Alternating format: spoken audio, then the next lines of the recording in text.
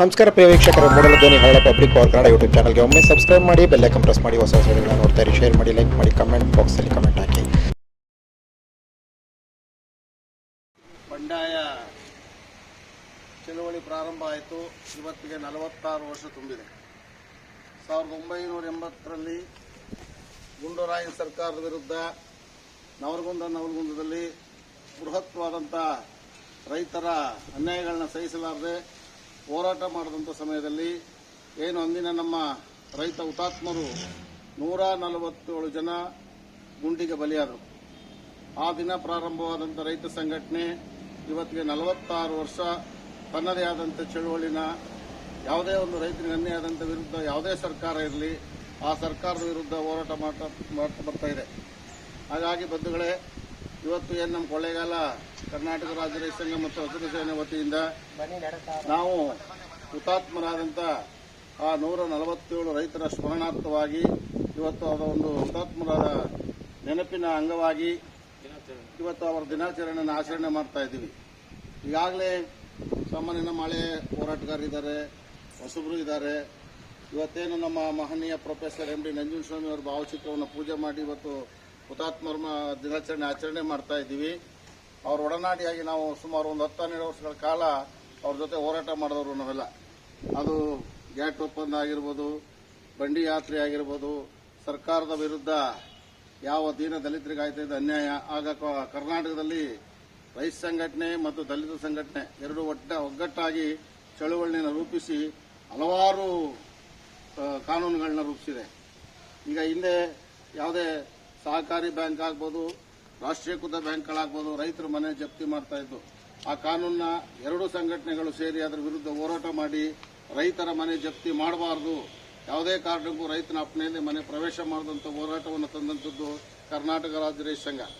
ಹಾಗಾಗಿ ಆ 147 ಜನರ ಹುತಾತ್ಮರ ಏನು ಸಮಾಧಿ ಮೇಲೆ ಕಟ್ಟಿದಂಥ ಸಂಘಟನೆ ಇವತ್ತು ಎಮ್ಮರವಾಗಿ ಈಗಾಗಲೇ ತಾವೆಲ್ಲ ನೋಡ್ತಾ ಇದ್ದೀರಿ. ಎಲ್ಲ ಸರ್ಕಾರದ ವಿರುದ್ಧ ಹೋರಾಟ ಮಾಡ್ಕೊಂಡೇ ಬರ್ತಾ ಇದೆ. ಆದ್ರಿಂದ ಆ ಮಹನೀಯರು ಹಾಕಿಕೊಟ್ಟ ಹಾದಿಲಿ ನಾವೆಲ್ಲ ಸಾಗಬೇಕು ಅಂತ ರೈತ ಸಂಘದ ಪರವಾಗಿ, ಕೊಳ್ಳೇಗಾಲ ತಾಲೂಕು ಸಂಘಟನೆ ಪರವಾಗಿ ಅವರಿಗೆ ಕೃತಜ್ಞತೆಯನ್ನು ಸಲ್ಲಿಸ್ತಾ ಇದೆ. ಕರ್ನಾಟಕ ರಾಜ್ಯ ರೈತ ಸಂಘಕ್ಕೆ, ರೈತ ಹೋರಾಟಕ್ಕೆ, ರೈತ ಚಳವಳಿಗೆ, ಸ್ವಾಭಿಮಾನಿ ಚಳವಳಿಗೆ, ವಿಶ್ವದ ಅನ್ನದಾತ ರೈತನಿಗೆ, ರೈತ ಹೋರಾಟಕ್ಕೆ, ಕರ್ನಾಟಕ ರೈತ ಸಂಘಕ್ಕೆ, ಹಸಿರು ಸೇನೆಗೆ, ರೈತ ದಿನಾಚರಣೆಗೆ, ರೈತ ಮಕ್ಕಳಿಗೆ, ರೈತ ಮಹಿಳೆಯರಿಗೆ, ಅನ್ನದಾತರಿಗೆ.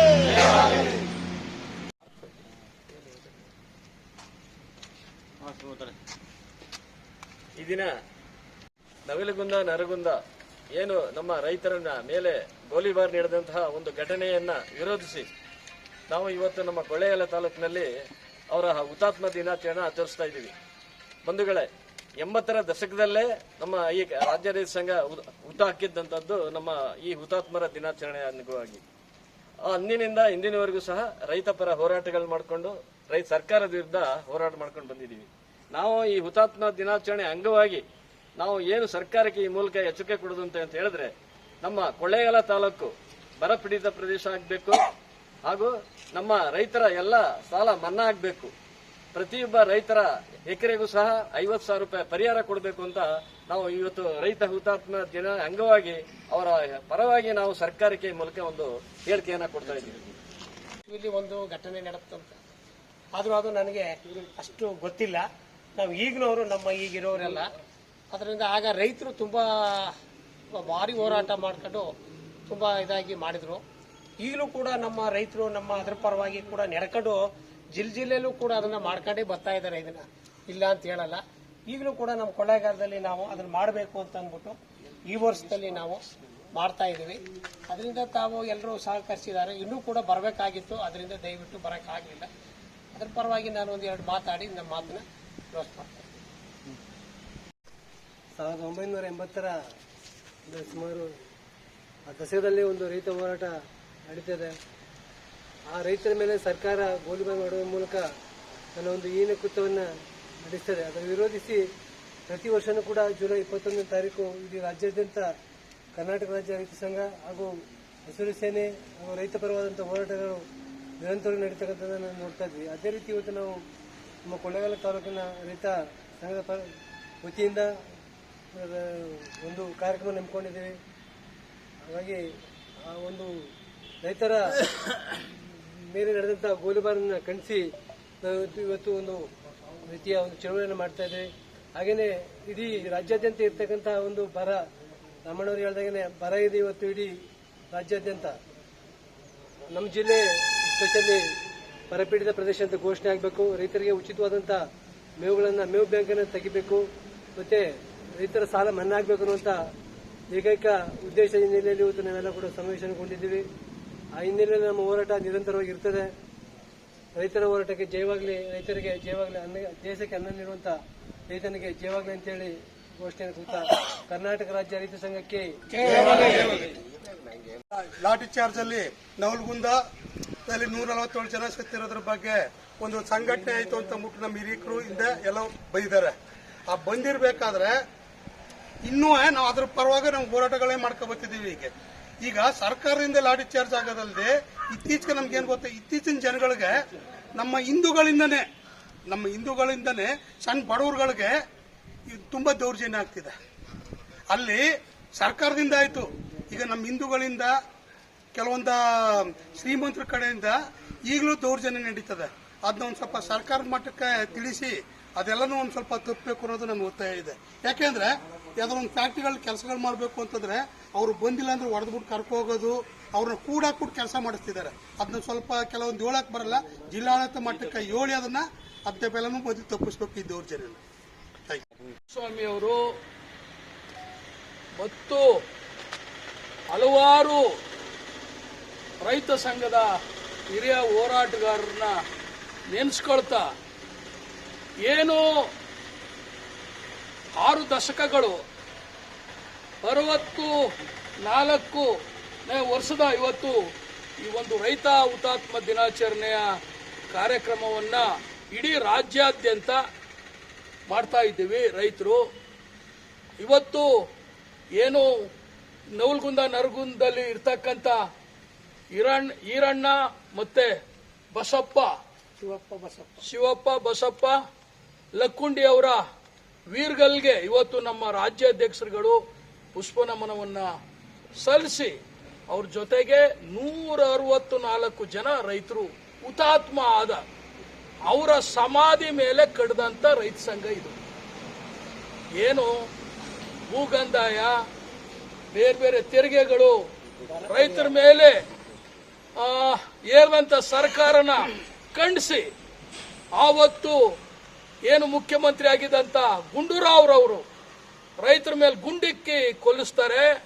ಆ ಸಮಾಧಿ ಮೇಲೆ ಈ ರೈತ ಸಂಘನ ಈ ಬಾವುಟನ ಹೆಗಲ ಮೇಲೆ ಹಾಕೊಂಡು ನಾವು ಈ ದೇಶದ ಈ ರಾಜ್ಯದ ಕ್ರಾಂತಿಕಾರರು ಹೋರಾಟ ಮಾಡ್ತೀವಿ ಅಂತಕ್ಕಂಥ ಒಂದು ಸಂಘಟನೆನ ಕಟ್ಕೊಂಡು ಬಂದಂತೀವಿ. ಅವತ್ತಿಂದ ಇವತ್ತು 64 ವರ್ಷ ಆದರೂ ಸಹ ಇನ್ನೂ ಈ ಸರ್ಕಾರಗಳು ರೈತರ ಮೇಲೆ ದಬ್ಬಾಳಿಕೆಯನ್ನ ನಿಲ್ಲಿಸಿಲ್ಲ.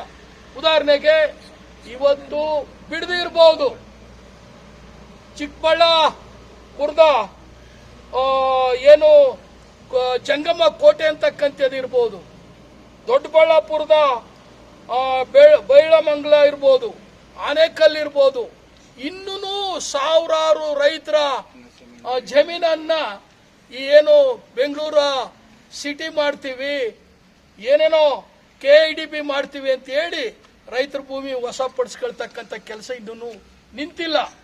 ನಾವಾದ್ರೂ ತಿಳ್ಕೊಂಡ್ವಿ, ರೈತ ಸಂಘದಲ್ಲಿ ಪ್ರೊಫೆಸರ್ ಇರ್ಬೋದು, ಈ ರೈತ ಸಂಘನ ಕಟ್ಟದಂತ ಮಹನೀಯರುಗಳು ಬೇರೆ ಬೇರೆ ಹಲವಾರು, ಸುಂದರೇಶ್ ಅವರು, ಬಾಬುಗೌಡ ಪಾಟೀಲ್ ರವರು, ಪುಟ್ಟಣ್ಣವರು, ಶೇಷಾರೆಡ್ಡಿ ಅವರು, ಚಾಮರಾಜ ಪಾಟೀಲ್ ರವರು ಎಲ್ಲರೂ ಇವತ್ತು ಹೋರಾಟ ಮಾಡಿಕೊಂಡೇ ಬಂದಿದ್ದಾರೆ.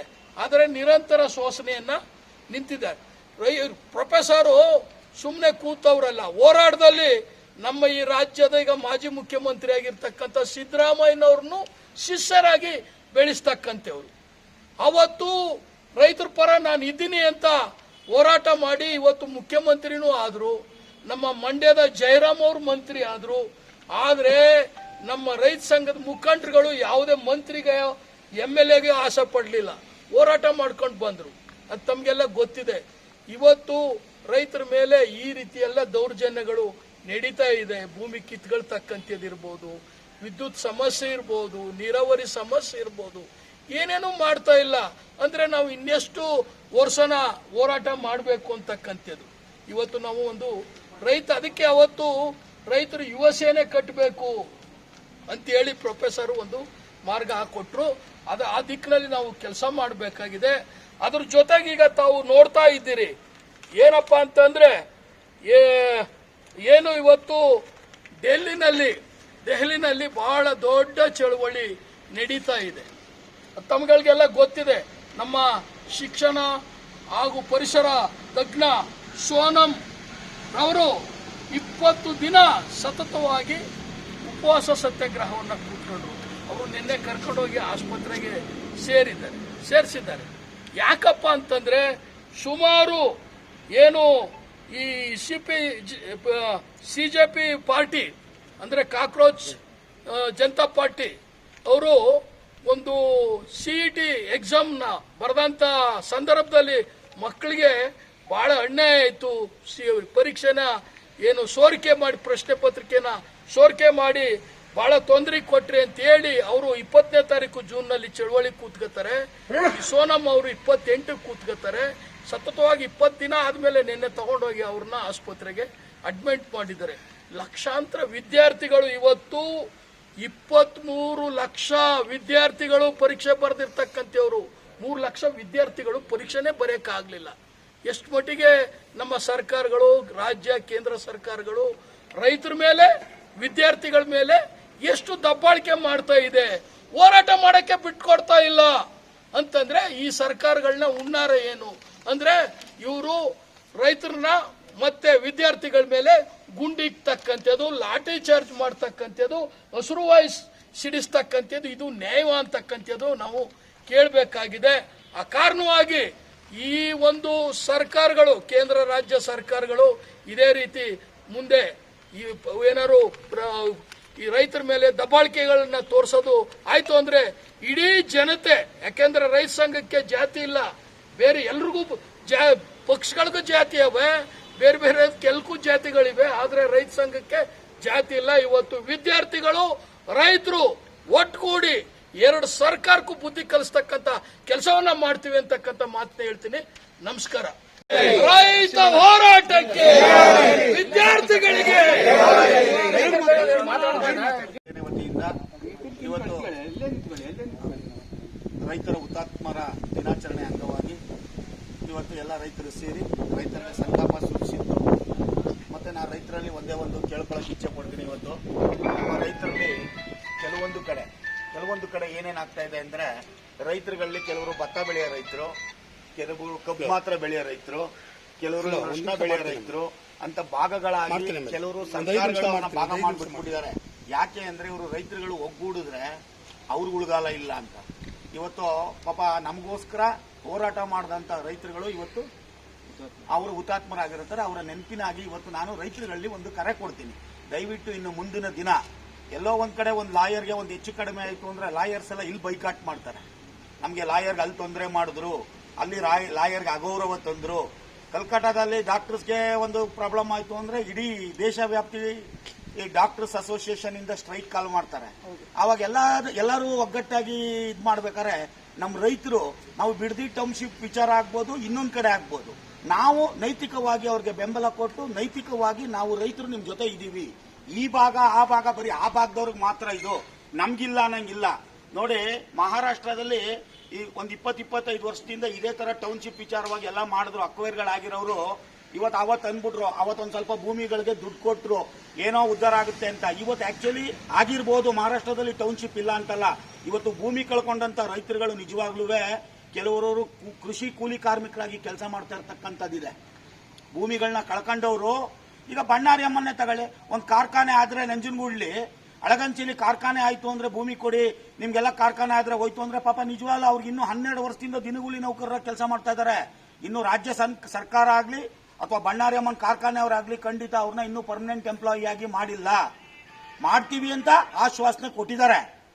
ಇದೆಲ್ಲ ನಿಜವಾಗ್ಲೂ ನಮಗೆ ರೈತರಿಗೆ ನಮಗೆ ಮಾಡ್ತಾ ಇರೋ ಶೋಷಣೆ ಅಲ್ವಾ? ದಯವಿಟ್ಟು ಇನ್ನು ಮುಂದಿನ ರೈತರ ಈ ಹುತಾತ್ಮರ ದಿನಾಚರಣೆ ಅಂಗವಾಗಿ ನಾವೆಲ್ಲ ರೈತರು ಒಂದು ಯಾವುದೇ ಕಾರಣಕ್ಕೂ ಇವ್ರು ಆ ಭಾಗದವ್ರ ರೈತರು, ಇವ್ರು ಈ ಭಾಗದವ್ರ ರೈತರು, ಇವ್ರು ಇದು ಬೆಳೆಯ ರೈತರು, ಇವ್ರು ಅದು ಬೆಳೆಯ ರೈತರು, ಇವ್ರು ಈ ಜಾತಿಯ ರೈತರು, ಆ ಜಾತಿಯ ರೈತರು ಅಂತ ಯಾವ್ದಾದ್ರು ಭೇದ ಭಾವಗಳಿದ್ದರೆ ದಯವಿಟ್ಟು ಬಿಟ್ಟು ಯಾವುದೇ ಒಂದು ರೈತ ಹೋರಾಟಗಳನ್ನ ನಡೀತಾ ಇದ್ರೆ ಆ ಹೋರಾಟಗಳಲ್ಲಿ ನಮ್ಮ ಕಾರ್ಯಗಳು ಎಷ್ಟೇ ಇರಲಿ ಒಂದು ಅರ್ಧ ಗಂಟೆ ನಾವು ಅವರ ಜೊತೆಗೆ ಭಾಗವಹಿಸಿದ್ರೆ ಹುತಾತ್ಮರ ರೈತರಿಗೆ ಶಾಂತಿ ಕೊಟ್ಟಂಗೆ. ನಮಗೋಸ್ಕರ ಅವರು ಹುತಾತ್ಮರಾಗಿರೋರು, ಅವರೆಲ್ಲರೂ ರೈತರ ಹೋರಾಟಗಳಿಗೋಸ್ಕರ ಹುತಾತ್ಮರಾಗಿರೋರು. ಅವ್ರ ಆತ್ಮಕ್ಕೆ ಖಂಡಿತ ಶಾಂತಿ ಸಿಗುತ್ತೆ, ಮುಂದೆ ಹೋರಾಟನೂ ಬೆಳೆಯುತ್ತೆ, ಮುಂದಿನ ರೈತರಿಗೆ ಬೆಳಕಾಗಿರುತ್ತೆ ಅನ್ನೋದನ್ನ ನಾನು ಈ ಹುತಾತ್ಮ ರೈತರ ದಿನಾಚರಣೆ ಅಂಗವಾಗಿ ನಿಮ್ಗೆಲ್ಲ ಮಾತಾಡಕ್ಕೆ ಒಂದು ಅವಕಾಶ ಕೊಟ್ಟಿದ್ದೀವಿ. ರೈತರು ಎರಡು ಮಾತಾಡಿ ನನ್ನ ಮಾತನ್ನ ಮುಗಿಸ್ತೀನಿ. ಹಸಿರು ಸೇನೆಗೆ, ನವಿಲುಗುಂದ ನರಗುಂದ ರೈತ ಹೋರಾಟಕ್ಕೆ, ಪ್ರೊಫೆಸರ್ ಪೂಜೆ ಪುರಸ್ಕಾರ ನಂಬಿದ್ದವು ಹೋರಾಟಕ್ಕೆ, ಸ್ವಾಭಿಮಾನಿ ಚಳವಳಿಗೆ, ನವಿಲುಗುಂದ ನರಗುಂದ ರೈತ ಹೋರಾಟಕ್ಕೆ.